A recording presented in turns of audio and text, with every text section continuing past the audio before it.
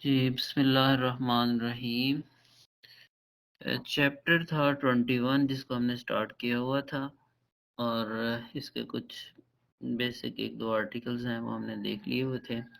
यहाँ से हम स्टार्ट करते हैं इलेक्ट्रिक फील्ड लाइंस कि इलेक्ट्रिक फील्ड लाइंस क्या होती हैं और हमें इनका क्या फ़ायदा है? हम क्या फ़ायदा उठा सकते हैं और क्या अंदाज़ा लगा सकते हैं इलेक्ट्रिक फील्ड के बारे में? चार्ज की इंट्रिंसिक प्रॉपर्टी है कि जब हम उसे किसी स्पेस में या किसी जगह पे हम छोड़ देते हैं, तो वो अपने इर्द-गिर्द की प्रॉपर्टीज़ को मॉडिफ़ाई कर देता है।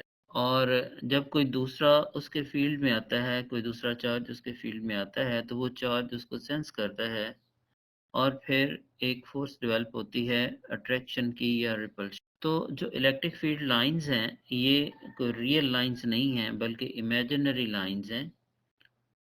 और उस रीजन में लगाई जाती हैं जहाँ पे चार्ज पड़ा हुआ होता है।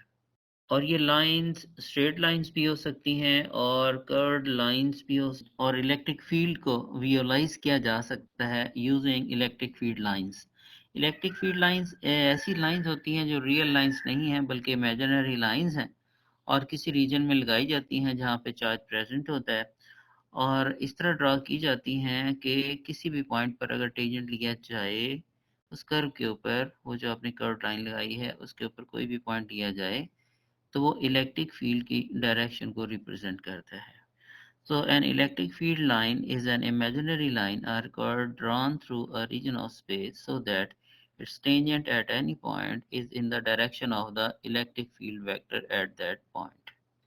फिगर 27 के अंदर एक कर्व्ड लाइन ड्रा की गई है और वहाँ पर 2 पॉइंट लिए गए हैं P और R। P के ऊपर एक टेंजेंट ड्रा किया गया, तो यहाँ पर P के ऊपर जो इलेक्ट्रिक फील्ड की डायरेक्शन है, उसे दिखाया गया EP। और एक दूसरा पॉइंट है R के ऊपर भी टेंजेंट ड्रा करके इलेक्ट्रिक फील्ड की डायरेक्शन को दिखाया गया है। तो ये इमेजिनरी लाइन्स हैं जो इलेक्ट्रिक फील्ड की मैग्नीट्यूड को फाइंड करने के लिए, ये इलेक्ट्रिक फील्ड को विजुअलाइज़ करने के लिए बनाई जाती हैं। एक चार्ज है, पॉइंट चार्ज है, पॉज़िटिव पॉइंट चार्ज है और पॉज़िटिव पॉइंट चार्ज के गिर्द जो इलेक्ट्रिक फील्ड लाइन्स हैं, वो फिगर ए की तरह 28 के अंदर फिगर ए की तरह बनेगी। यहाँ पर अगर कोई भी टेस्ट चार्ज छोड़ दिया जाए पॉज़िटिव चार्ज के गिर्द, तो टेस्ट चार्ज जिस डायरेक्शन में मूव करेगा, वही इलेक्ट्रिक फील्ड लाइन होगी। तो इसका जो इलेक्ट्रिक फील्ड लाइन्स हैं, वो रेडियली आउटवर्ड होंगी अगर ये पॉज़िटिव चार्ज है तो। और इसी तरह अगर हमारे पास 2 इक्वल एंड ऑपोजिट चार्जेस हैं यानी एक डाइपोल है, तो डाइपोल का इलेक्ट्रिक फील्ड लाइन्स जो हैं वो कैसे बनती हैं यहाँ पे दिखाई हुई हैं। पॉजिटिव चार्ज से ये फील्ड लाइन्स ओरिजिनेट होंगी और नेगेटिव चार्ज की तरफ जाएँगी। सो ये एक मैप सा बन जाएगा, ये इलेक्ट्रिक फील्ड लाइन्स हैं जो रिप्रेज़ेंट कर रहा है कि इलेक्ट्रिक फील्ड कहाँ पर स्ट्रॉन्ग है और कहाँ पर वीक है। जहाँ पर इलेक्ट्रिक फील्ड लाइन्स की डेंसिटी ज़्यादा होगी या वो क्लोज़ लाइन्स होंगी, वहाँ पर इलेक्ट्रिक फील्ड की स्ट्रेंथ ज़्यादा होगी और जैसे-जैसे लाइन्स के दरमियान डिस्टेंस बढ़ता जाएगा, वहाँ पे इलेक्ट्रिक फील्ड की मैग्नीट्यूड कम होती जाएगी। और अगर आप इलेक्ट्रिक फील्ड की डायरेक्शन को फाइंड करना चाहते हैं, तो किसी भी कर्व्ड लाइन के ऊपर आप टेंजेंट ड्रा कर लें, तो वो जो टेंजेंट है, वो इलेक्ट्रिक फील्ड की डायरेक्शन को रिप्रेज़ेंट करेगा। अगर 2 इक्वल और पॉज़िटिव चार्जेस हैं, तो इलेक्ट्रिक फील्ड लाइन्स फिगर सी की तरह बनेगी और रेडियल यहाँ से पॉजिटिव चार्ज से जो इलेक्ट्रिक फील्ड लाइन्स हैं ओरिजिनेट होंगी। ज़ाहिर है दोनों पॉजिटिव चार्जेस हैं, ये टर्मिनेट तो नहीं हो रही और ये ओरिजिनेट हो रही हैं, डिफरेंट डायरेक्शंस के अंदर जा रही हैं। तो यहाँ हम देख सकते हैं कि चार्ज के करीब इलेक्ट्रिक फील्ड लाइन्स की डेंसिटी ज़्यादा है यानी इलेक्ट्रिक फील्ड स्ट्रॉन्ग है और जैसे हम चार्ज से दूर जाते जा रहे हैं, इलेक्ट्रिक फील्ड की जो डेंसिटी है वो कम होती जा रही है, इलेक्ट्रिक फील्ड वीक होता जा रहा है। फिर इलेक्ट्रिक फील्ड की डायरेक्शन को भी हम फाइंड कर सकते हैं। किसी भी पॉइंट पर अगर हम टेंजेंट ड्रा करें, तो वो जो लाइन है, टेंजेंट वेक्टर है, वो जाएगा फील्ड की डायरेक्शन को। इन लाइंस को हम विजुअलाइज़ कर सकते हैं। मैग्नेटिक फील्ड लाइंस तो हमने एक अर्ली क्लासेस के अंदर बनाई हुई थी, आपको याद होगा। हमने एक बार मैग्नेट लिया था, उसके ऊपर हमने कार्डबोर्ड रखा था, कार्डबोर्ड के ऊपर हमने आयरन फिलिंग्स को रखा था, फिर हमने फिंगर के साथ कार्डबोर्ड को टैप किया था, तो आयरन फिलिंग्स जो हैं वो इस तरह की लाइन जो है वो बना लेती हैं। या फिर हमने मैग्नेट लिया था, मैग्नेट के ऊपर कार्डबोर्ड रखा और कार्डबोर्ड के ऊपर हमने कंपास रखी थी और कंपास के ऊपर हम निशान लगा के हमने ये मैग्नेटिक फील्ड लाइंस बनाई थी। तो आज हम इलेक्ट्रिक फील्ड लाइंस बना सकते हैं, बिल्कुल वैसे ही एक सिंपल सा एक्सपेरिमेंट है वो हम करके इलेक्ट्रिक फील्ड लाइंस बना सकते हैं। फिगर फिगर 29 के अंदर आप देख सकते हैं कि हमने एक ट्रे के अंदर, एक कंटेनर के अंदर हमने मिनरल ऑयल लिया। इस मिनरल ऑयल के अंदर हमने ग्रास सीड्स फेंक दिए। ग्रास सीड जो हैं वो ओवल शेप के होते हैं, आपने शायद देखा भी होगा गंदम के दानों के अंदर। जब गंदम घर में आती है तो उसके दानों के अंदर ग्रास सीड्स होते हैं, काले काले कलर के बहुत ज़्यादा। वो ओवल शेप के होते हैं, तो वही बहुत ही लाइट वेट होते हैं, थोड़ी सी ओवल शेप के होते हैं। तो आपने ग्रास सीड को मिनरल ऑयल के अंदर डाल देना है और फिर आपने दो चार्ड वायर्स हैं जो आपने डिप कर लेनी है मिनरल ऑयल के अंदर। थोड़ी देर के बाद आप देखेंगे कि जो ग्रास सीड्स हैं उन्होंने अपने आप को रीओरिएंट कर लिया है और ऐसे लगेगा जैसे इलेक्ट्रिक फील्ड लाइंस लगी हुई हैं। और इसका जो स्ट्रक्चर है वो बिल्कुल ही फील्ड लाइन की उसी तरह ही है जैसे एक डाईपोल होता है। तो यहाँ पर भी एक डाईपोलर एक्शन है, एक जो वायर है वो पॉजिटिवली चार्ज है और दूसरी वायर जो है वो नेगेटिवली चार्ज है। चार्ज की मैग्नीट्यूड सेम है, तो एक डाईपोल की तरह इलेक्ट्रिक फील्ड लाइंस को आपने विजुअलाइज कर लिया। तो जहाँ पर ये फील्ड लाइंस क्लोज क्लोज हैं वहाँ पर इलेक्ट्रिक फील्ड स्ट्रॉन्ग है और जहाँ पर ये दूर दूर हैं वहाँ पर इलेक्ट्रिक फील्ड लाइन जहाँ पर वहाँ पर इलेक्ट्रिक फील्ड जो है वो वीक है। एक्चुअली होता क्या है कि जब भी हम कोई ऑब्जेक्ट किसी इलेक्ट्रिक फील्ड में लेके आते हैं तो वो पोलराइज हो जाता है, उसके पोल्स बन जाते हैं। एक उसकी पॉजिटिव एंड होती है और एक उसकी नेगेटिव होती है। एक्स जैसे कि फिगर के अंदर नीचे दिखाया हुआ बी फिगर के अंदर ग्रास सीड है और जैसे ही ग्रास सीड को हमने इलेक्ट्रिक फील्ड के अंदर रखा, ग्रास सीड का पॉजिटिव और नेगेटिव चार्ज का जो सेंटर है वो आउट हो गया। उसकी एक साइड है वो पार्शियल पॉजिटिव है और दूसरी साइड पार्शियल नेगेटिव है। इसकी जो पार्शियल एंड है वो इलेक्ट्रिक फील्ड की डायरेक्शन की तरफ जा रही है और नेगेटिव एंड इलेक्ट्रिक फील्ड की डायरेक्शन के अपोजिट है। तो ये जो ग्रास सीड है ये टेम्परेरीली पोलराइज हुआ है। तो जैसे ही हम इलेक्ट्रिक फील्ड को हटा लेंगे फिर इसका जो पॉजिटिव और नेगेटिव चार्ज का सेंटर है वो एक ही जगह पे आ जाएगा और आपका जो ग्रास सीड है वो उसकी पोलराइजेशन खत्म हो जाएगी। तो ये था इलेक्ट्रिक फील्ड लाइंस। आगे electric dipoles 7 article 21.7 electric dipoles. Dipole हम कहते हैं two equal and opposite charges separated at a distance. तो इसे हम डाइपोल कहते हैं। जैसे आपने देखा कि ग्रास सीड है, ग्रास सीड को जैसे ही हमने इलेक्ट्रिक फील्ड के अंदर रखा तो उसका नेगेटिव और पॉजिटिव चार्ज का जो सेंटर है वो आउट हो गया। जितनी उसकी एक एंड पार्शियल पॉजिटिव है उतनी ही दूसरी एंड उसकी पार्शियल नेगेटिव है और उनके दरमियान जो स्पेस है वो क्रिएट हो गई है और वो स्मॉल डी है। ये जो ग्रास सीड था ये टेम्परेरीली पोलराइज हुआ था और इसका जो डाइपोल था वो टेम्प इंड्यूस्ड डाइपोल था और वो टेम्परेरी था। तो जैसे ही हमने इलेक्ट्रिक फील्ड को हटाया तो ग्रास सीड जो है वो दोबारा उसका जो डाइपोल एक्शन है वो खत्म हो गया। कुछ ऐसे मॉलिक्यूल्स हैं जो जिनके अंदर परमानेंट डाइपोल मौजूद होता है, जैसे कि वाटर मॉलिक्यूल। वाटर के अंदर एक ऑक्सीजन है और दो हाइड्रोजन के मॉलिक्यूल्स लगे हुए हैं और दोनों के दरमियान कोवलेंट बॉन्डिंग है। बॉन्डिंग की वजह से ऑक्सीजन एंड पार्शियल नेगेटिव हो जाती है और हाइड्रोजन एंड पार्शियल पॉजिटिव हो जाती है। वाटर का जो मॉलिक्यूल है एज ए होल न्यूट्रल है। ठीक है, जितने इसके अंदर नंबर ऑफ प्रोटॉन्स हैं उतने ही इसके अंदर नंबर ऑफ इलेक्ट्रॉन्स हैं। वाटर का molecule as a whole neutral है और इसकी बॉन्डिंग की वजह से इसकी एक एंड पार्शियल पॉजिटिव है और दूसरी एंड पार्शियल नेगेटिव है। सो ये एक डाइपोल बन जाता है और ये जो डाइपोल मोमेंट है इसकी ये एक वेक्टर क्वांटिटी है और इसकी डायरेक्शन को पॉइंट किया जा सकता है फ्रॉम नेगेटिव टू पॉजिटिव। तो यहाँ पर एक पी वेक्टर दिखाया गया है। तो जो पी वेक्टर है वो डाइपोल मोमेंट की इलेक्ट्रिक डाइपोल मोमेंट पी की डायरेक्शन को रिप्रेजेंट करता है। तो P जो है वो होता है product of charge and product of magnitude of charge on each end separation, यानी P is equal to Q D. तो डाइपोल मोमेंट को की मैग्नीट्यूड को भी आप फाइंड कर सकते हैं और उसकी डायरेक्शन को भी फाइंड कर सकते हैं। सो ये हमारा जो वाटर मॉलिक्यूल है ये परमानेंट डाइपोल है। परमानेंटली इसके अंदर डाइपोल्स मौजूद हैं। ये डाइपोलर मॉलिक्यूल है। इसको इलेक्ट्रिक फील्ड में रखा जाए या फिर इलेक्ट्रिक फील्ड में ना रखा जाए, ये डाइपोल ही हमेशा बनाता है कि इसकी एक एंड हमेशा पॉजिटिव है और एक एंड हमेशा इसकी नेगेटिव है। इसके डाइपोल एक्शन की वजह से वाटर मॉलिक्यूल जो हैं वो या वाटर जो है वो गुड सॉल्वेंट है for ionic substances. Ionic substances इसके अंदर आसानी से डिसॉल्व हो जाती हैं, जैसे कि सोडियम क्लोराइड है। तो जैसे ही सोडियम क्लोराइड को, नमक को आप पानी के अंदर डालते हैं, ये पानी के अंदर डिसोसिएट हो जाता है। इसके जो सोडियम का आयन है जिस पे पॉजिटिव चार्ज होता है, वो ऑक्सीजन एंड के साथ अटैच हो जाता है, और क्लोराइड का जो आयन है जिस पे नेगेटिव चार्ज है, वो हाइड्रोजन एंड की तरफ अटैच हो जाता है। तो सोडियम क्लोराइड डिसोसिएट होके वाटर मॉलिक्यूल के साथ अलग-अलग अटैच हो जाता है, यूं वो पानी के अंदर हल हो जाता है।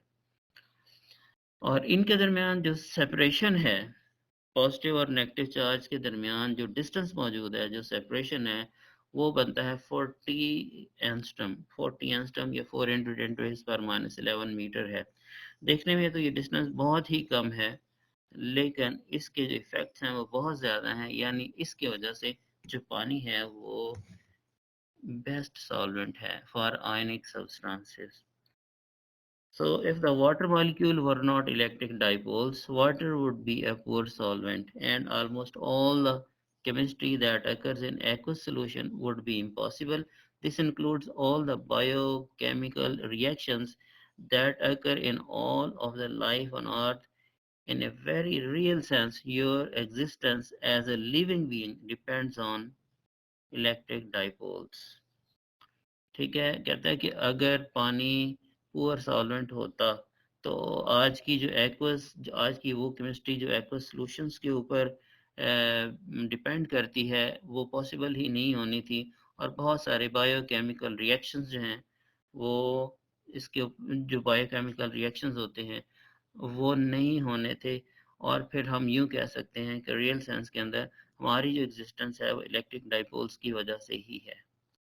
और अब यहाँ पर 2 क्वेश्चन जो हैं वो प्रोड्यूस होते हैं। पहला क्वेश्चन ये है कि इलेक्ट्रिक डाइपोल के ऊपर क्या फ़ोर्स और टॉर्क लगता है जब हम उसको इलेक्ट्रिक फील्ड में रखते हैं? और दूसरा क्वेश्चन यहाँ पे बनता है कि electric field does N electric dipole itself produce, कि उसका अपना इलेक्ट्रिक डाइपोल किस तरह का बनता है? डाइपोल का अपना इलेक्ट्रिक फील्ड किस तरह का बनता है? एक क्वेश्चन ये है, और दूसरा क्वेश्चन ये है कि अगर हम डाइपोल को इलेक्ट्रिक फील्ड में रखें तो वो कितनी फोर्स लगाएगा और उसके ऊपर कितना टॉर्क एक्सपीरियंस होगा। तो ये 2 क्वेश्चन हैं, इन दोनों क्वेश्चंस के आंसर हम लेने की कोशिश करते हैं। पहला पार्ट है जी force and torque on an electric dipole, कि फोर्स कितनी लगती है और टॉर्क कितना लगता है। इसकी हमने कैलकुलेशन करनी है, इसकी हमने इक्वेशंस बनानी है। सो फिगर 31 के अंदर आप देख सकते हैं कि इलेक्ट्रिक फील्ड लाइंस जो हैं वो लगी हुई हैं। ये तो 3 रेड लाइंस हैं, ये इलेक्ट्रिक फील्ड लाइंस हैं। यहाँ पर ये इलेक्ट्रिक फील्ड को रिप्रेजेंट करती हैं, और इस इलेक्ट्रिक फील्ड के अंदर एक डाइपोल को इंसर्ट किया गया है।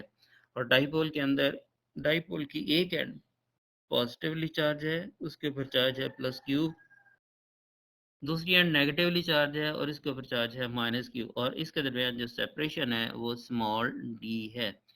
और इसका इलेक्ट्रिक डाइपोल है वो P के साथ रिप्रेजेंट किया हुआ है, और उसकी डायरेक्शन को नेगेटिव से पॉजिटिव की तरफ दिखाया गया है ग्रीन वेक्टर के ज़रिए। तो जो पॉजिटिव एंड है उसके ऊपर कितनी फोर्स लगेगी? पॉजिटिव एंड जो है उसके ऊपर जो फोर्स लगेगी वो इलेक्ट्रिक फील्ड की डायरेक्शन में लगेगी। आप देख सकते हैं एक रेड एरो जो इलेक्ट्रिक फील्ड लाइंस के साथ साथ जा रहा है, और दूसरा नेगेटिव चार्ज के ऊपर जो फोर्स लगेगी डेफिनेटली वो इलेक्ट्रिक फील्ड के अगेंस्ट होगी। तो एक दूसरा रेड एरो लगा हुआ है जो कि फोर्स को रिप्रेजेंट कर रहा है, जो कि -q के ऊपर लग रही है। इलेक्ट्रिक फील्ड को हमने डिफाइन किया था F/Q, E is equal to F/Q, यानी electric field is the force per unit charge या force per unit test charge. तो यहाँ से F is equal to QE बन गया। तो जो फोर्स थी जो हमने कैलकुलेट करनी थी कि टॉर्क के ऊपर कितनी लगेगी, तो एक जो फोर्स है वो F प्लस है QE और दूसरी जो फोर्स है वो F minus is equal to minus QE। ये दोनों फोर्सेस इक्वल इन मैग्नीट्यूड हैं और ऑपोजिट इन डायरेक्शन है। अब हमने क्या फाइंड करना है, अब हमने टॉर्क की इक्वेशन फाइंड करनी है। अगर आप देखें तो ये एक डाइपोल आपके पास पड़ा हुआ है जिसकी एक एंड पॉजिटिव है और एक एंड नेगेटिव है। जैसे ही आपने इसको इलेक्ट्रिक फील्ड में रखा और जैसे ही आपने इसको छोड़ा तो इसमें एक टर्निंग इफेक्ट प्रोड्यूस हो जाएगा, ये घूम जाएगा और फील्ड के साथ स्ट्रेट हो जाएगा। तो एक ऐसा ऑब्जेक्ट जिसके ऊपर कोई फोर्स लग रही हो और उसके अंदर टर्निंग इफेक्ट भी हो, तो उसके ऊपर जो है वो टॉर्क जो है उसकी कैलकुलेशन आप कर सकते हैं, उसके ऊपर टॉर्क लगता है।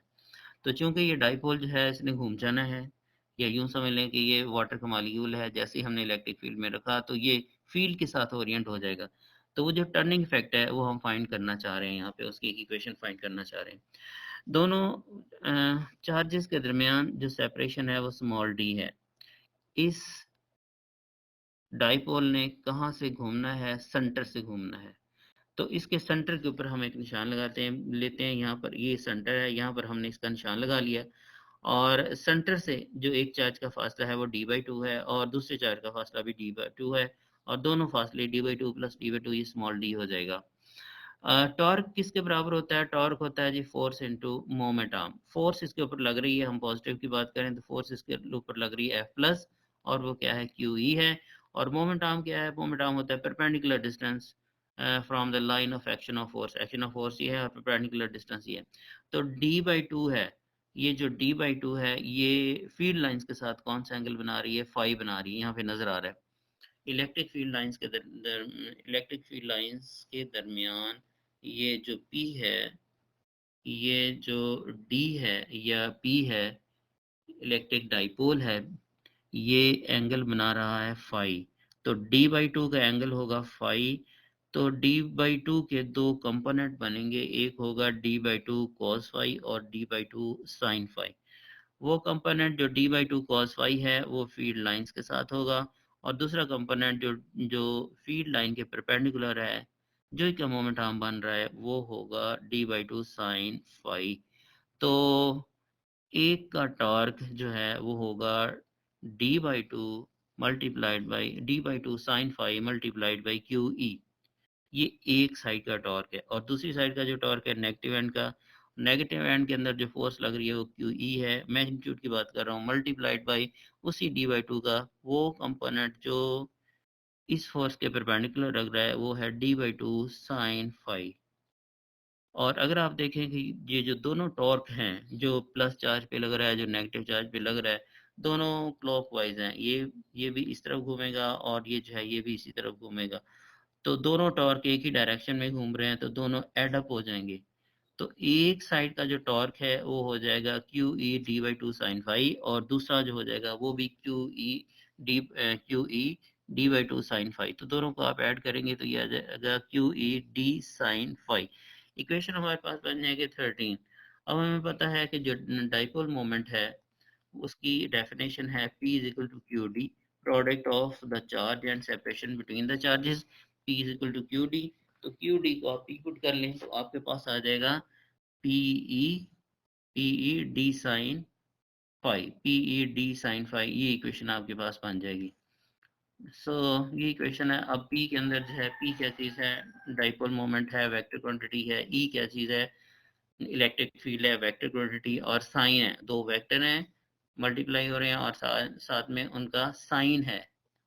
तो ये क्या बनेगा, ये बनेगा क्रॉस प्रोडक्ट या वेक्टर प्रोडक्ट। तो आप इसको लिख सकते हो tau is equal to P cross E। Equation 15 है, इक्वेशन 15 से इक्वेशन 16 बन गई, tau is equal to P cross E। ये हमने कैलकुलेट कर लिया, force F is equal to QE, उसकी इक्वेशन आ गई, टॉर्क की इक्वेशन जो है वो P क्रॉस E आ गई। दोनों इक्वेशंस भी हमने हल कर ली, फाइंड कर ली हमारे पास। जो इसके बाद है पोटेंशियल एनर्जी। इसकी पोटेंशियल एनर्जी क्या होगी, पोटेंशियल एनर्जी को डिराइव नहीं करते, हम डायरेक्ट इक्वेशन के ऊपर आ जाते हैं। तो पोटेंशियल एनर्जी है माइनस पी डॉट ई। पोटेंशियल एनर्जी चूंकि वेक्टर क्वांटिटी होती है, और पी क्या है, इलेक्ट्रिक डाइपोल मोमेंट है, और ई जो है वो इलेक्ट्रिक फील्ड है, दोनों वेक्टर्स हैं। और उनका जो आंसर है वो क्या आ रहा है, स्केलर आ रहा है पोटेंशियल एनर्जी। तो ये आ गया माइनस पी डॉट ई। पोटेंशियल एनर्जी का फॉर्मूला यहाँ पे डिराइव किया हुआ है माइनस पी डॉट ई। तो पोटेंशियल एनर्जी जो है वो किस चीज़ पे डिपेंड करेगी, प्रेशर एनर्जी डिपेंड करेगी एंगल पे, कॉस फाई के ऊपर। अगर फाई 0 हो जाए, इसी क्वेश्चन के अंदर आप पुट करके देख लें, क्वेश्चन 17 के अंदर आप पुट कर लें, फाई को आप 0 कर लें, फाई 0 हो जाए, कॉस 0 1 हो जाएगा, कॉस 0 1 हो जाएगा, तो potential energy U is equal to minus P, यानी मिनिमम होगी। अगर एंगल फाई 0 हो तो पोटेंशियल एनर्जी मिनिमम होती है। अगर फाई 90 डिग्री हो जाए, कॉस 90 0 हो जाएगा, पोटेंशियल एनर्जी 0 हो जाएगी। अगर फाई 180 डिग्री हो जाए, 180 डिग्री हो जाए, तो कॉस 180 डिग्री माइनस 1, तो इसकी जो पोटेंशियल एनर्जी है वो प्लस पी, तो पोटेंशियल एनर्जी मैक्सिमम हो जाएगी। पोटेंशियल एनर्जी मिनिमम होगी जब फाई 0 है, पोटेंशियल एनर्जी 0 होगी जब फाई 90 डिग्री होगा, पोटेंशियल एनर्जी मैक्सिमम होगी जब फाई 180 डिग्री होगा। तो तीन सूरतें हैं जिनमें इलेक्ट्रिक फील्ड की जो पोटेंशियल एनर्जी है वो चेंज हो रही है।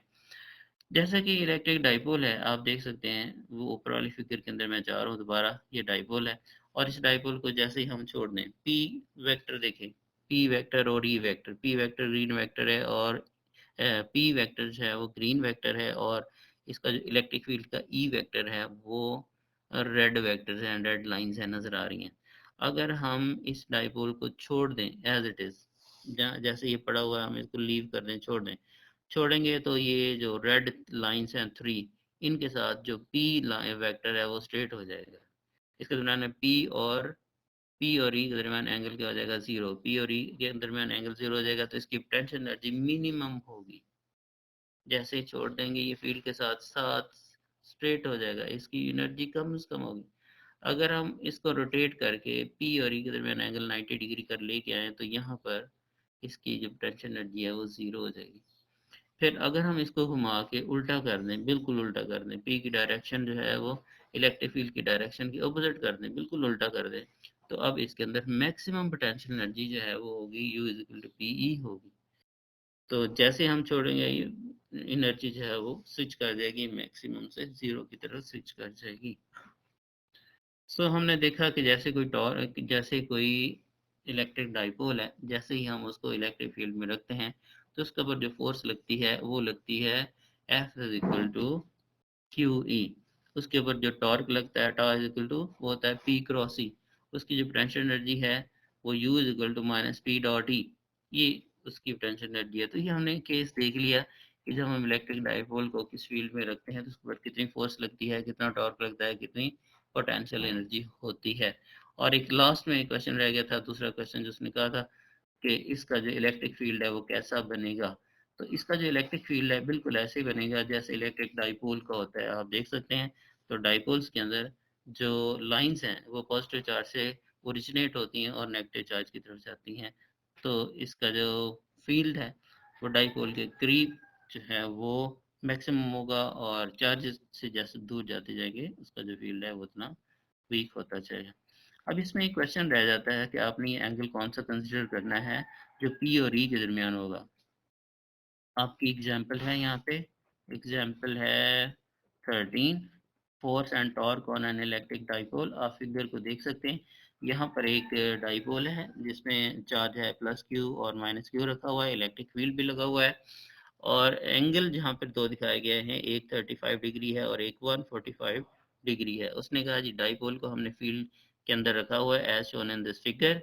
तो यहाँ पर दो एंगल हैं, यहाँ पर ये कंफ्यूजिंग है कि आपने कौन सा एंगल कंसिडर करना है, 35 लेना है या 145 लेना है, ये एंगल आपने आइडेंटिफाई करना है। तो जब दो वेक्टर्स के दरमियान एंगल कंसीडर करना होता है तो उसका रूल ये है कि आप दोनों वेक्टर्स की टेल्स को मिला दें, तो फिर उनके दरमियान जो एंगल है वो कंसीडर होगा। एक इलेक्ट्रिक फील्ड वेक्टर है रेड कलर का, उसको आप ड्रा कर लें, एक ग्रीन वेक्टर ड्रा कर लें, ग्रीन वेक्टर जो है वो नेगेटिव चार्ज से पॉजिटिव चार्ज की तरफ होगा, तो उनके दरमियान जो एंगल है फिगर के मुताबिक वो 145 बनता है। तो 145 डिग्री का एंगल है। आपने इसका electric dipole moment P find करना है, P क्यू डी के बराबर है, Q दिया हुआ है, D दिया हुआ है, फाइंड कर सकते हैं। टॉर्क फाइंड करना है, P दिया हुआ है, E दिया हुआ है, फाई आपने आइडेंटिफाई कर लिया, आप इसका टॉर्क फाइंड कर सकते हैं, और इसकी पोटेंशियल एनर्जी आप फाइंड कर सकते हैं minus P E cos phi से। P दिया हुआ है, E दिया हुआ है, कॉस फाई को आपने आइडेंटिफाई कर लिया 145 डिग्री, तो यहाँ से आप इसकी पोटेंशियल एनर्जी भी निकाल सकते हैं। और यहाँ पे फिगर के अंदर एक फिश को दिखाया गया है, और ये ऐसी फिश है जो अपने आप को इलेक्ट्रिक डाइपोल बना लेती है, यानी अपनी जो टेल है उसको नेगेटिव कर लेती है as compared to the head. तो ये फिश जो है वो इलेक्ट्रिक डाइपोल बन जाती है। जब ये इलेक्ट्रिक डाइपोल बनेगा तो इसका इलेक्ट्रिक फील्ड लाइन्स या इलेक्ट्रिक फील्ड होगा जो सराउंडिंग के अंदर पड़ा होगा। अब अगर कोई भी दूसरा शिकार या दूसरी फिश जो है इसके करीब आती है, तो वो इसके इलेक्ट्रिक फील्ड को डिस्टर्ब करती है। तो ये अपने इलेक्ट्रिक फील्ड को सेंस कर लेती है फिश कि कहाँ से इसका फील्ड जो है वो डिस्टर्ब हुआ है, और फिर वो अपनी फिर वो उस प्रे की तरफ, उस शिकार की तरफ वो मूव कर जाती है। बिग एग्ज़ाम्पल 14 है, ये भी आपने कर लेनी है और ये चैप्टर अब फिनिश हो जाता है। आपने इसकी एग्ज़ाम्पल्स करनी है, करके देखनी है। अगर कोई प्रॉब्लम होगा तो फिर हम अगली क्लास के अंदर जाएँगे, अगली क्लास के अंदर जाके इसको हम डिस्कस कर लेंगे। यूट्यूब चैनल के ऊपर भी कुछ एग्ज़ाम्पल्स हल की हुई हैं, वहाँ पर भी देख लें, वहाँ पे पड़ी होंगी, तो वहाँ से समझने की कोशिश कर लें। फिर भी अगर नहीं समझ आती तो हम इसको समझ लेंगे। चैप्टर है हमारा नेक्स्ट 22, और नेक्स्ट 22 चैप्टर जो है वो गाज़िस लॉ का है।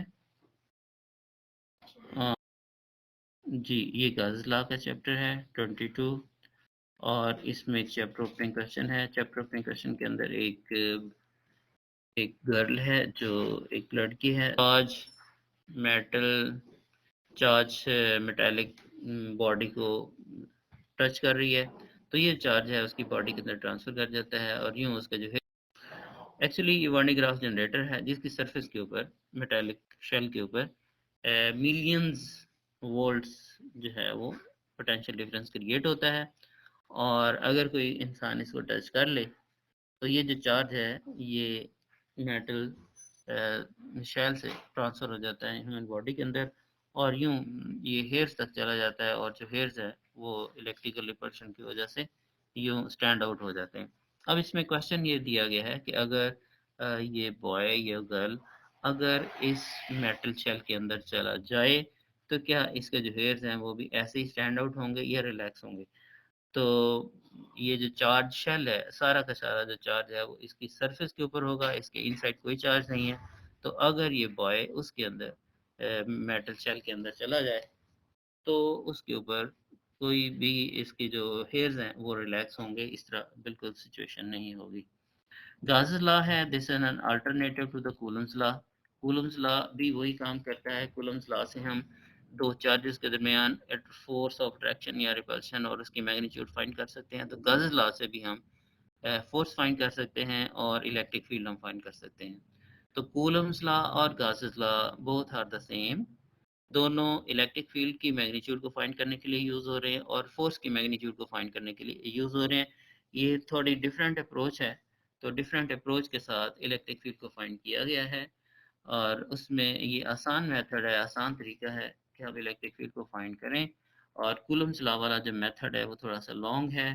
आपने देखा होगा कि उसमें F इक्वल टू के Q1 Q2 over R square है। फोर्स Q1 होना चाहिए आपके पास, Q2 होना चाहिए, उनके दरमियान स्पेस होनी चाहिए, उसके दरमियान जो आर है वो आपके पास होनी चाहिए। लॉन्ग कैलकुलेशन है।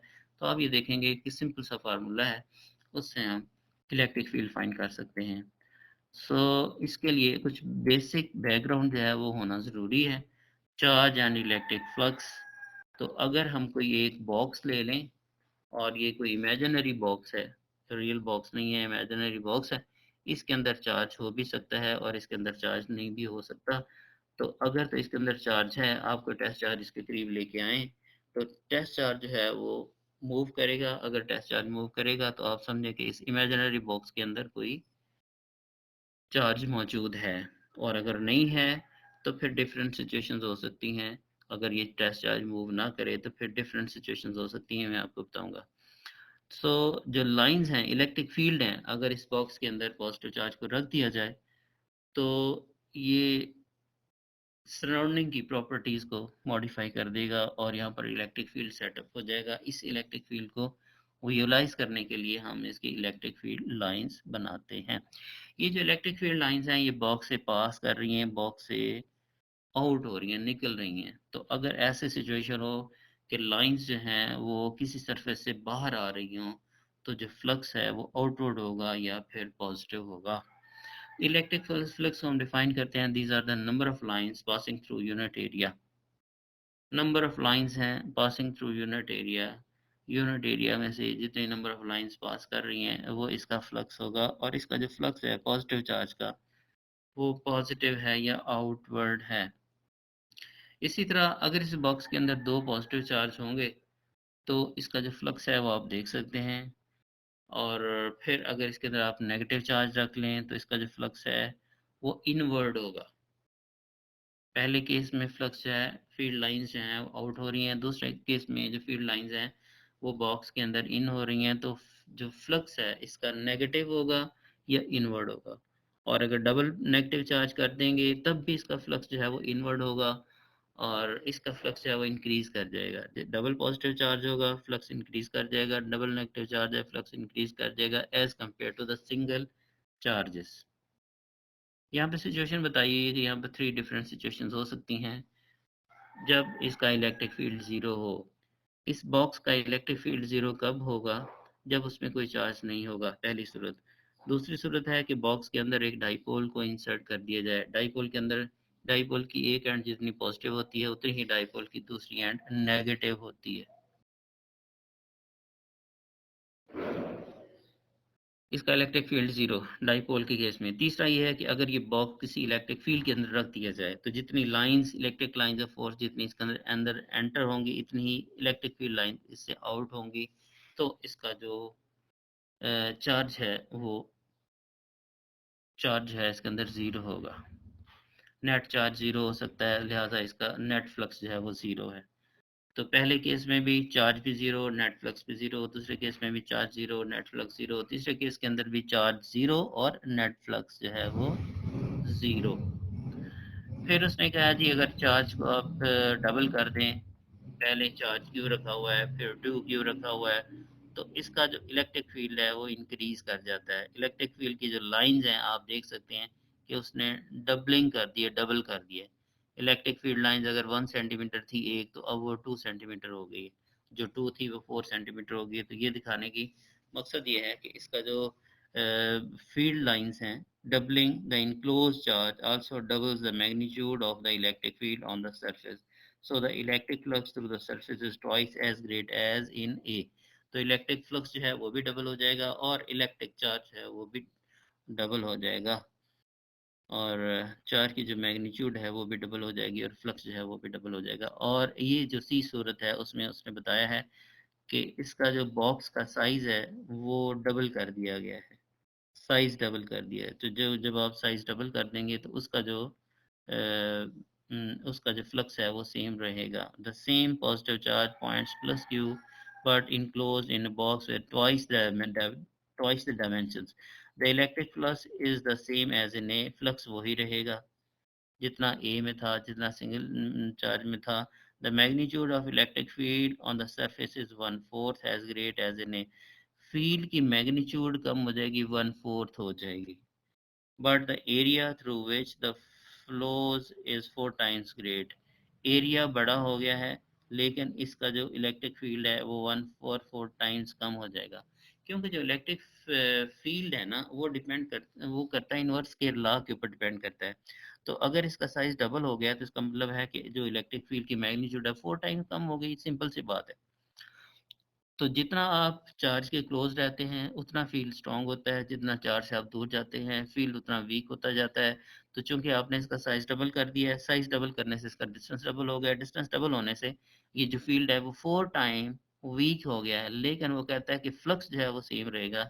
जितने नंबर ऑफ लाइन जो हैं वो पहले केस में फ्लो पास कर रही थी उतनी ही नंबर ऑफ लाइंस अब इस केस के अंदर भी पास कर रही हैं। कहने का ये मतलब है कि आप जो गाशियन सरफेस है, इमेजिनरी सरफेस है जो चार्ज के गिर्द आपने ली हुई है, तो अगर उसका साइज छोटा हो या बड़ा हो तो उसका जो फ्लक्स है वो सेम रहता है, ये कह रहे हैं।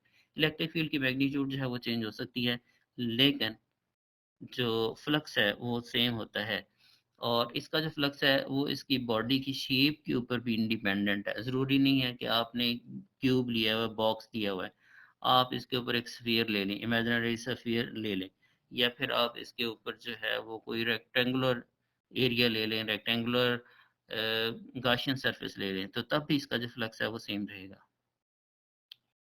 कैलकुलेटिंग इलेक्ट्रिक फ्लक्स फ्लक्स जो है उसकी डेफिनेशन है phi E is equal to E dot A या E A cos phi. Equation आप देख सकते हैं 22.1। तो ये फ्लक्स है, फ्लक्स की जो इक्वेशन बनती है, flux is the dot product of electric field E and vector area A. So phi E electric flux is equal to B dot A, और बी डॉट ए जो है खुलेगा बी ए कॉस फाई। अब figure A के अंदर आप देख सकते हैं इलेक्ट्रिक फील्ड लाइंस हैं, रेड लाइन जो आपको नजर आ रही है, उसके बाद एरिया है। एरिया जो है वो सरफेस के परपेंडिकुलर होता है। यहाँ पर एक ब्लैक एरो लगा हुआ है, तो ब्लैक एरो ए और इलेक्ट्रिक फील्ड के दरमियान एंगल है जीरो। अगर एंगल जीरो हो तो मैक्सिमम नंबर ऑफ लाइन जो है वो पास कर सकती है, इसका जो फ्लक्स है वो मैक्सिमम होगा। और फिगर सी के अंदर आप देख सकते हैं कि एरिया और इलेक्ट्रिक फील्ड के दरमियान एंगल 90 डिग्री है, तो इसमें से कोई लाइन भी पास नहीं कर रही, तो इसका जो फ्लक्स है वो मिनिमम होगा। तो अगर एंगल 90 डिग्री है फ्लक्स मिनिमम होगा, एंगल 0 डिग्री है फ्लक्स मैक्सिमम होगा। अगर इंटरमीडिएट है एंगल, तो फिर इसका जो फ्लक्स है phi is equal to E dot A से खुलेंगे, और वो होगा phi is equal to E A cos phi, ये एंगल बनेगा। तो ये तीन सूरतें हो सकती हैं, फ्लक्स जीरो हो सकता है, मैक्सिमम हो सकता है, या फिर कोई इंटरमीडिएट उसकी वैल्यू हो सकती है। और ये तो था कि अगर इलेक्ट्रिक फील्ड ई यूनिफॉर्म है और एरिया फ्लैट है, ये इस केस में था। और अगर इलेक्ट्रिक फील्ड यूनिफॉर्म नहीं है, नॉन यूनिफॉर्म है, और एरिया जो है वो भी कर्व्ड हो सकता है, तो इसका जो फ्लक्स की इक्वेशन बनेगी वो इंटीग्रल है। हम ये करते हैं कि हमारे पास जो सरफेस एरिया है, जो कर्व्ड सरफेस एरिया है, उसके हम छोटे छोटे पैचेस बना लेते हैं। हर पैच इतना छोटा होता है कि वो आपको फ्लैट नजर आता है। तो हर पैच का अलग अलग से आपने फ्लक्स फाइंड कर लिया और फिर उसका सम ले लिया, तो हमारे पास आ जाएगा उसका टोटल फ्लक्स। तो हमने उसको इंटीग्रल का साइन ऐड कर दिया। इंटीग्रल का मतलब होता है सम, तो हमने सम ले लिया सबका। तो जो फ्लक्स है उसकी इक्वेशन बनेगी integral E cos phi D A, और दूसरी या फिर आप लिख सकते हो ई परपेंडिकुलर डी ए और ई डॉट डी ए, तो ये बन जाएगा उसकी इक्वेशन है। ये फ्लक्स की इक्वेशन है जब इलेक्ट्रिक फील्ड यूनिफॉर्म ना रहे और एरिया जो है वो स्ट्रेट ना हो, प्लेन ना हो, कर्व हो, उस केस के अंदर। और इक्वेशन एग्जांपल 22.1 है, उसमें simple phi E A cos phi है, वो आपने लगा के फाइंड कर लेना है। इक्वेशन एग्जांपल 22 है, वो भी सिंपल सी है, ये आपने फाइंड कर लेनी। इक्वेशन 3 है 22.3, इसको भी आपने सॉल्व कर लेना है। Phi equal to E dot A, और ई जो है वो है जी क्यू और 4 pi epsilon naught R square, और एरिया जो स्फीयर का एरिया होता है वो 4 पाई आर स्क्वायर होता है। तो आप इसको हल कर लें तो ये phi E is equal to Q over epsilon naught है। तो अगर एक पॉइंट चार्ज है उसका आपने फ्लक्स फाइंड करना है, तो फ्लक्स फाइंड करने का फार्मूला यहाँ पर दिया हुआ है क्यू और एप्सिलॉन नॉट। क्यू दिया हुआ है, epsilon not permittivity of free space है 8.85 × 10⁻12 कूलम स्क्वायर पर न्यूटन मीटर स्क्वायर है। तो यहाँ पर आपने वैल्यू डाल करके इसकी फ्लक्स की वैल्यू फाइंड कर लेनी है। अंडरस्टैंडिंग क्वेश्चन है, इसको आपने हल कर लेना है। गाजेस लॉ यहाँ पे आते हैं, ये आर्टिकल है हमारा गाजेस लॉ एंड एप्लीकेशंस, ये चैप्टर 22 के अंदर आर्टिकल है जो हमने करना है। तो Gauss's law, जैसे मैंने आपको बताया कि Gauss's law is an alternative to the Coulomb's law while completely equivalent to Coulomb's law. Gauss's law provides a different way to express the relationship between electric charge and electric field. It was formulated by Carl Friedrich Gauss, one of the greatest mathematicians of all the time. ये Karl गास का ये काम है, जिसका कारनामा है कि उसने हमें एक आसान सा फार्मूला दिया है जिससे हम इलेक्ट्रिक फील्ड को फाइंड किया कर सकते हैं। उसकी डेरिवेशन दी हुई है, गज़ला को कैसे उसने ड्राइव किया था। Point charge in A spherical surface, एक पॉइंट चार्ज ले लिया है, ठीक है, क्यू उसके ऊपर चार्ज है, और एक स्फेरिकल सरफेस ले लिया है, स्फीयर ले लिया है, और ये गॉसियन सरफेस जो है वो उसने स्फीयर ली है। तो उसका जो इलेक्ट्रिक फील्ड है सरफेस के ऊपर, उस गाशियन सरफेस के ऊपर जो इलेक्ट्रिक फील्ड होगा वो E is equal to 1/4 pi epsilon naught Q over R square है। क्यू वो चार्ज है जो स्फीयर के अंदर इनक्लोज्ड है, और आर क्या चीज है, आर है जी उस स्फीयर का रेडियस। सो हम इलेक्ट्रिक फील्ड फाइंड कर सकते हैं इस फार्मूले से। और अब ये तो सरफेस के ऊपर हमने इलेक्ट्रिक फील्ड फाइंड कर लिया। अब अगर सरफेस के ऊपर हमने फ्लक्स फाइंड करना है, तो उसका बेसिक फार्मूला दिया हुआ है, phi is equal to E dot A. यहाँ पर ई की वैल्यू डाल दें, ई की वैल्यू होगी 1/4 pi epsilon naught Q over R square, और एरिया जो स्फीयर का एरिया है वो 4 पाई आर स्क्वायर। आप इसको सॉल्व कर लें, आपके पास आ जाएगा Q over epsilon naught. This is called Gauss law. Phi E electric flux is equal to one by epsilon naught times the net charge enclosed. This is called Gauss law. अब गाजला में फ्लक्स है, तो फ्लक्स आप फाइंड कर सकते हैं क्यू और ई। और जो सिंपल आपके पास सिर्फ क्यू हो, चार्ज हो, तो आप उसका फ्लक्स फाइंड कर लेते हैं सिंपल, और नीचे जो है वो कांस्टेंट है। ठीक है, अब आपके पास फ्लक्स फाई आ गया। फाई किसके बराबर होता है? ई डॉट ए के बराबर होता है। एरिया अगर आपको पता है कि कितना है, तो फिर आप उसका ई निकाल सकते हैं। तो अगर आपके पास ई आ गया, तो आप एफ निकाल सकते हैं। F is equal to Q naught E या क्यू ई हो जाएगा। तो ये एक सिंपल तरीका है जिससे आप इलेक्ट्रिक फील्ड को फाइंड कर सकते हैं। सिर्फ आपको क्या चाहिए? दो चीज़ें आपको चाहिए। एक आपको चार्ज चाहिए क्यू, कि वहाँ पर चार्ज कितना इंक्लोज है, और दूसरा उसका एरिया चाहिए। चार्ज और एरिया, सिर्फ दो चीज़ें चाहिए इलेक्ट्रिक फील्ड फाइंड करने के लिए। लेकिन वहाँ पर जाकर देखिए कूलम्स लॉ से, कूलम्स लॉ में क्या करना पड़ेगा? आपको Q1 चाहिए, आपको Q2 चाहिए, आपको R चाहिए। ठीक है, फिर जाके कहीं आप फोर्स फाइंड करेंगे, फिर क्यू आ जाएगा, फिर आप उसका इलेक्ट्रिक फील्ड फाइंड करेंगे। तो लॉन्ग कैलकुलेशंस उसमें इन्वॉल्व हैं, और इसमें कांस्टेंट भी है, 1/4 पाई एप्सिलॉन नॉट है। इसके अंदर कोई कांस्टेंट भी नहीं है। सिंपली आपने जो है कांस्टेंट भी सिंपल सा एप्सिलॉन नॉट ही है, ये कॉम्प्लेक्स नहीं है इसके अंदर। तो ये एक आसान तरीका है जिससे आप इलेक्ट्रिक फील्ड को फाइंड कर सकते हैं यूजिंग गॉस लॉ। ये कॉल, और फिर ये बताता है कि ये जो फ्लक्स है, ये independent of the shape of the body, यानी the flux is independent of the radius R of the sphere. R से इंडिपेंडेंट है। ठीक है, आपकी जो स्फीयर है वो छोटी है, ये बड़ी है, गॉसियन सरफेस की बात हो रही है, तो उससे इंडिपेंडेंट है। आर से इंडिपेंडेंट होने का ये मतलब है कि ये शेप से भी इंडिपेंडेंट है, कि वो जो शेप है गॉसियन सरफेस की, वो स्फीयर भी हो सकती है, कोई क्यूब भी हो सकती है, कोई रेक्टेंगुलर शेप भी हो सकती है, या फिर कोई सिलेंड्रिकल भी शेप हो सकती है। तो शेप से भी इंडिपेंडेंट है। तो ये बिल्कुल सिंपल मेथड है जो कार्ल गाउस ने हमें दिया है इलेक्ट्रिक फील्ड फाइंड करने का। जर्मन मैथमेटिशियंस हैं, ग्रोटिंगन के अंदर ये रहते थे, यूनिवर्सिटी ऑफ ग्रोटिंगन के ये प्रोफेसर थे। उसके बाद है जी point charge in a non spherical surface. Non spherical surface इस तरह भी हो तब भी आप वही फाइंड कर सकते हैं, डेरिवेशन में जाने की ज़रूरत नहीं है। और ये for a closed surface enclosing no charge. तो अगर कोई क्लोज सरफेस है, उसके अंदर कोई चार्ज नहीं है, तो फ्लक्स जो है phi is equal to E dot D A जो है वो क्या जीरो हो जाएगा।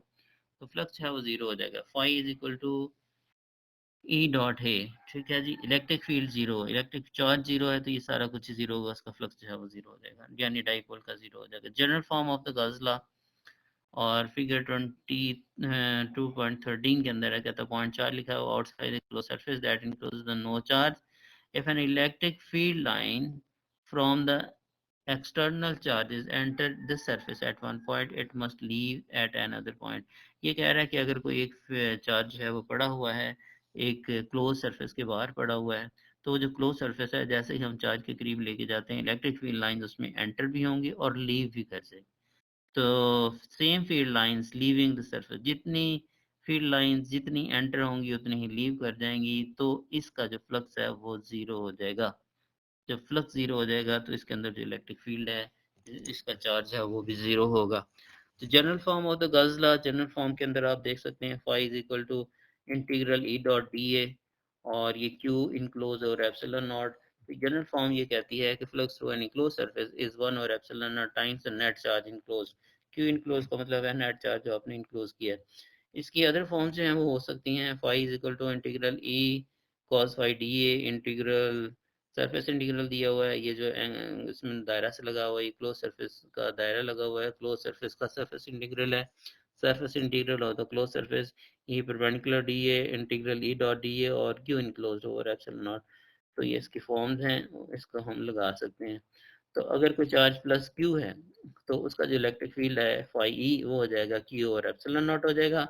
और अगर कुछ सही है और इसका अंदर चार्ज है वो माइनस क्यू है, तो उसका जो फिर फ्लक्स है वो माइनस क्यू और एप्सिलॉन नॉट हो जाएगा। एग्जाम्पल कंसेप्चुअल एग्जाम्पल 4 है जी। कंसेप्चुअल एग्जाम्पल 4 के अंदर उसने कहा है जी, figure shows the field produced by the 2 point charges plus Q and minus Q है, जो कि डाइपोल बना रहे हैं। इस फिगर के अंदर एक चार्ज है प्लस क्यू, एक चार्ज है इसके अंदर माइनस क्यू। कहते हैं find the electric flux through each of the close surface A B C और डी। अच्छा, यहाँ पर सरफेस दी हुई है, एक सरफेस दी हुई ई सरफेस के अंदर जो है प्लस क्यू चार्ज इनक्लोज्ड है, तो इसका जो फ्लक्स है वो क्यू ओवर एप्सिलॉन नॉट आ जाएगा। जो एक दूसरी सरफेस है उसके अंदर चार्ज माइनस क्यू है, तो इसका जो फ्लक्स है वो माइनस क्यू और एप्सिलॉन नॉट आ जाएगा। सी जो एक सरफेस दी हुई है यहाँ पे, इस सी सरफेस के अंदर जो है वो दोनों चार्ज मौजूद हैं, प्लस क्यू और माइनस क्यू, तो इसका जो फ्लक्स है वो ज़ीरो आ जाएगा। और इस तरह डी सरफेस है, क्लोज सरफेस, इसके अंदर कोई चार्ज मौजूद नहीं है, ये चार्ज के करीब पड़ा हुआ है, तो जितनी लाइनें इसके अंदर फ्लो इन हो रही हैं उतनी ही लाइनें इसके अंदर फ्लो आउट हो रही हैं, लिहाजा इसका फ्लक्स डी सरफेस का भी ज़ीरो होगा। चौथी एग्जांपल हो गई है, इसी तरह इसका ये अंडरस्टैंडिंग क्वेश्चन है, ये भी इसी तरह का मिलता जुलता है। Applications of Gauss law, Gauss law को आपने अप्लाई करना है। गाउस लॉ को अप्लाई करने के लिए आपको क्या चाहिए, आपको क्यू चाहिए, चार्ज चाहिए और एप्सिलॉन नॉट चाहिए। तो आपने ये एग्जांपल्स हैं 5, वो आपने फाइंड वो करने की कोशिश करनी है। एग्जांपल 5 है और एग्जांपल 6 आ जाएगी, और ये इलेक्ट्रिक फील्ड लाइंस हैं for uniformly electric charges uniformly distributed along the an infinitely long thin wire. The charge per unit length is lambda, और find the electric field by using Gauss's law। तो ये बिल्कुल simple सी है, आप इसको देख लें, एक वायर है, इसके ऊपर चार्ज है वो यूनिफॉर्मली डिस्ट्रीब्यूटेड है, तो वायर के ऊपर पॉजिटिव चार्ज है वो डिस्ट्रीब्यूटेड है। आपने इस वायर से किसी भी डिस्टेंस के ऊपर इलेक्ट्रिक फील्ड जो है वो फाइंड करना है using Gauss law. Find the electric field using Gauss law, और इसकी चार्ज पर यूनिट लेंथ दी हुई है। चार्ज पर यूनिट लेंथ लैम्डा, लैम्डा उसने दे दिया है, तो lambda is equal to charge पर यूनिट लेंथ, लेंथ इसकी जमा दी हुई है स्मॉल एल है, तो इसका चार्ज कितना होगा, lambda is equal to Q over L, तो Q is equal to lambda L. ठीक है, आपको क्या चाहिए, आपको चाहिए क्यू, तो क्यू आपके पास आ गया है, क्यू है जी लैम्डा एल के बराबर, चार्ज आपके पास आ गया। और फिर आपने एक गाशियन सरफेस लेनी है, तो इस वायर की गाशियन सरफेस किस तरह की होगी, इस वायर की गाशियन सरफेस एक सिलिंड्रिकल सरफेस होगी, और ये सिलिंड्रिकल सरफेस जो है वो एक इसकी कर्व सरफेस है और एक इसकी एजेस हैं, स्ट्रेट सरफेसेस हैं। तो जो एजेस हैं उसमें कोई लाइन, इलेक्ट्रिक लाइन फ्लो नहीं कर रही, लिहाजा जो एजेस हैं दोनों इस सिलिंड्रिकल शेप के, वहाँ पे इसका जो फ्लक्स है वो ज़ीरो है। और जो कर्व सरफेस है उसके हमने एक पैच ले लिया, उस पैच के ऊपर हमने देखा कि इलेक्ट्रिक फील्ड भी आउटवर्ड है और उसका एरिया भी आउटवर्ड है। तो जितनी कर्व सरफेस है, कर्व सरफेस जितनी भी है, सारे के सारी के ऊपर जो फ्लक्स है वो होगा, यानी फ्लक्स जो है वो ई डॉट बी ए होगा, और जो इसकी स्ट्रेट सरफेस हैं उसका फ्लक्स जीरो होगा। फाइनल जो इसकी इक्वेशन है वो होगी phi E is equal to Q over epsilon naught, और इसका जो चार्ज है क्यू वो लैम्डा एल हमने निकाल लिया था, lambda L over epsilon not होगा, और फ्लक्स जो है वो किसके बराबर होता है, ई डॉट डी ए, और ई जो है वो होता है, और एरिया, इसका जो एरिया है वो 2 पाई आर एल हो गया। तो 2 पाई आर एल इसका जो है वो एरिया है, और ये इसका इलेक्ट्रिक फील्ड है। तो ई को आप देखेंगे तो ये बनेगा, रीअरेंज कर लें, 1/2 pi epsilon naught lambda over R आ जाएगा, ये इसका इलेक्ट्रिक फील्ड है।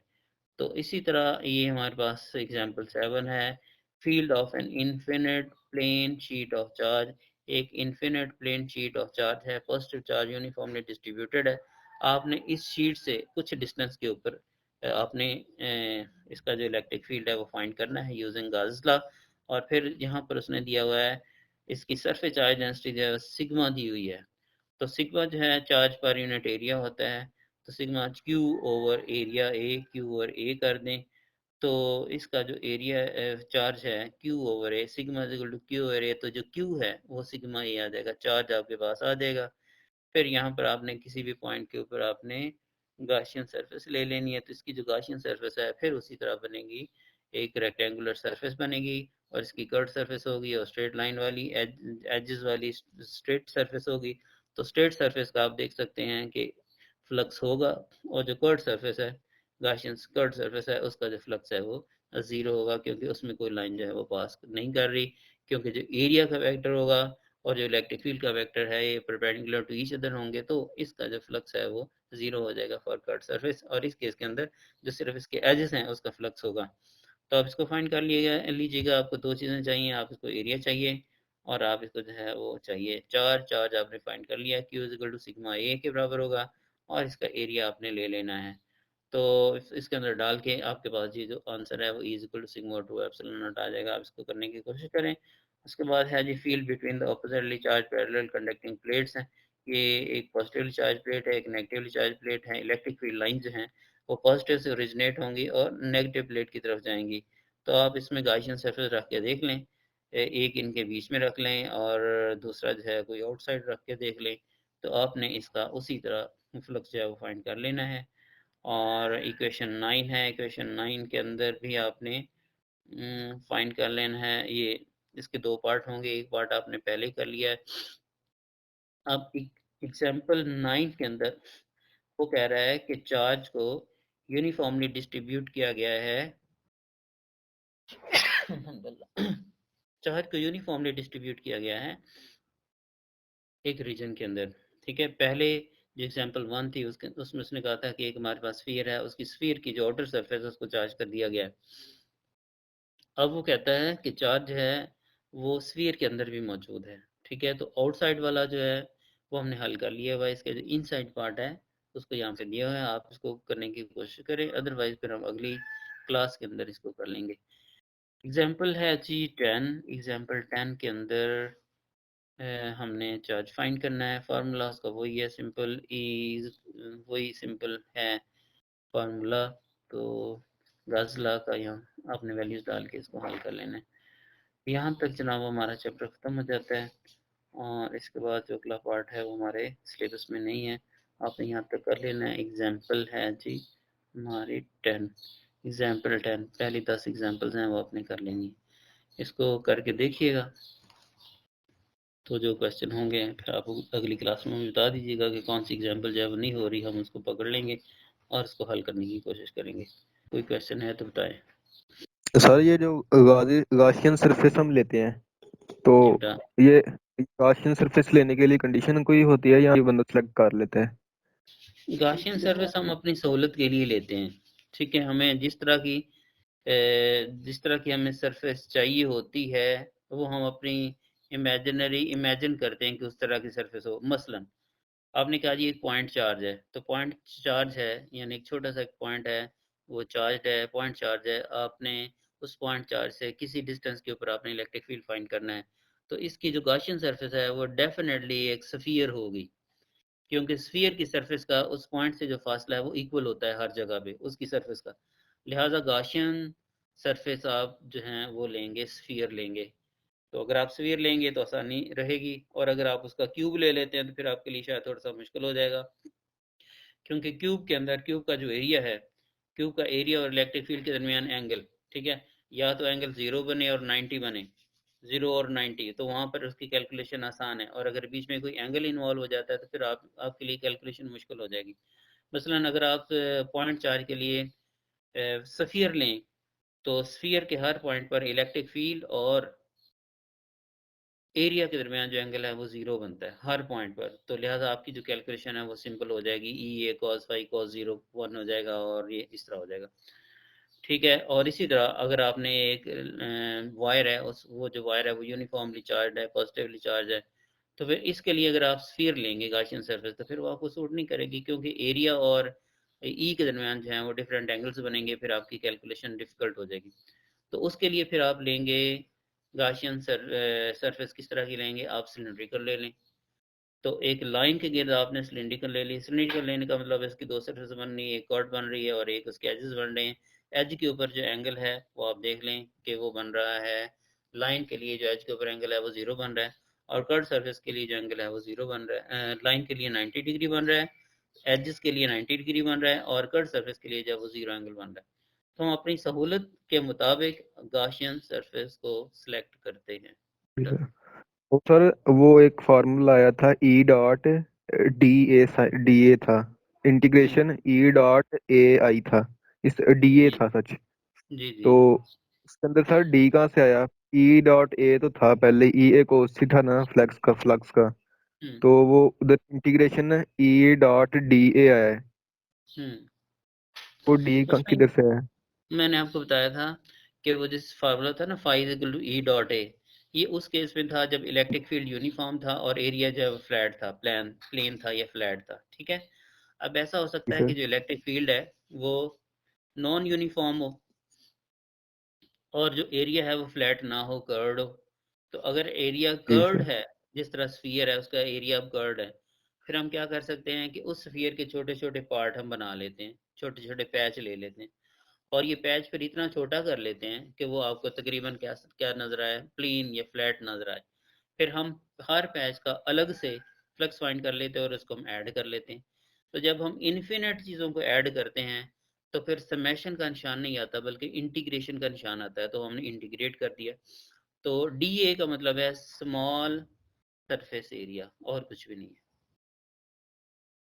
जी सर। और सर वो ऊपर आपने सर बताया था कि जो नॉन यूनिफॉर्म इलेक्ट्रिक फ्लक्स था वो हाँ आपने जी। बताया था, तो वो चार्ज पड़ा है तो वो नॉन यूनिफॉर्म इलेक्ट्रिक फ्लक्स कैसे वो रिलीज करेगा? चार्ज है वो तो यूनिफॉर्मली रिलीज करेगा ना, फ्लक्स जो है हाँ। वो तो जी, सरफेस जी, जी। सरफेस सब यूनिफॉर्म हो जाएगी। जी, जी, जी। अब जो चार्ज है ना, जो चार्ज, तो चार्ज के करीब जितना आप जाएँगे ना, इलेक्ट्रिक फ़ील्ड की वैल्यू उतनी ज़्यादा मैग्नीट्यूड बढ़ती जाएगी। चार्ज से आप जितना दूर जाते जाएँगे ना, इलेक्ट्रिक फ़ील्ड की वैल्यू जो है वो उतनी कम होती जाएगी। ठीक है? इनवर्स जी केस सर। लागू होके करता है, ठीक है? हमने कहा था कि इलेक्ट्रिक फ़ील्ड यूनिफ़ॉर्म ना हो। मसलन आपने एक पॉइंट चार्ज लिया है, उस पॉइंट चार्ज के गिर्द आप एक बालून ले लेते हैं, बालून की जो शेप है। जो बालून की शेप है, वो कोई स्फेरिकल शेप नहीं है, नॉन स्फेरिकल शेप है, ऐसे ही है ना? तो अगर आप सर बालून के जी। मिड पॉइंट के ऊपर कोई चार्ज रख दें, तो वो बालून की जो सरफेस है, उसका फासला में जो पॉइंट चार्ज है उससे डिफरेंट होगा। इसका मतलब है कि बालून की सरफेस के ऊपर इलेक्ट्रिक फील्ड की जो वैल्यू है वो डिफरेंट होगी हर पॉइंट के ऊपर। हर बालून की सरफेस के पॉइंट के ऊपर इलेक्ट्रिक फील्ड की वैल्यू डिफरेंट होगी। सो इस केस में हम जी क्या करते हैं कि उस बालून की सरफेस को के छोटे-छोटे पैच कर लेते हैं। उस हर पैच का आप क्या करेंगे, इलेक्ट्रिक फील्ड फाइंड कर लेंगे और उनको फिर हम सम कर लेंगे। या फिर हर जी पॉइंट का सर। फ्लक्स हम अलग-अलग फाइंड करके उसको सम कर लेंगे, तो इंटीग्रेट कर देंगे। तो मकसद यही कहने था जी कि ये जो इंटीग्रल ई डॉट डी ए है, ये इक्वेशन तब लगेगी जब इलेक्ट्रिक फील्ड यूनिफॉर्म नहीं होगा या फिर एरिया फ्लैट नहीं होगा या फिर दोनों सूरतें होंगी। तो फिर हम इंटीग्रल वाला फार्मूला यूज़ करेंगे, दूसरे वाला फार्मूला यूज़ नहीं करेंगे।